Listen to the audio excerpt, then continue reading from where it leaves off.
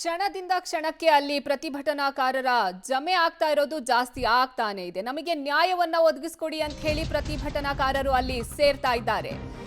ಕ್ಷಣದಿಂದ ಕ್ಷಣಕ್ಕೆ ಹೆಚ್ಚಾಗುತ್ತಿರುವ ಪ್ರತಿಭಟನೆಯ ಕಾವು ಅಲ್ಲಿ ಠಾಣೆ ಮುಂದೆ ಕೆಎಸ್ಆರ್ಪಿ ತುಕಡಿ ನಿಯೋಜನೆ ಆಗಿದೆ. ಕಿಡಿಗೇಡಿಗಳನ್ನ ಬಂಧಿಸಲೇಬೇಕು ಎಂದು ಬಿಗಿ ಪಟ್ಟನ್ನ ಹಿಡಿದಿದ್ದಾರೆ. ಠಾಣೆಗೆ ನುಗ್ಗೋಕೆ ಓಂ ಶಕ್ತಿ ಮಾಲಾಧಾರಿಗಳು ಯತ್ನವನ್ನು ಸಹ ನಡೆಸಿದ್ದಾರೆ.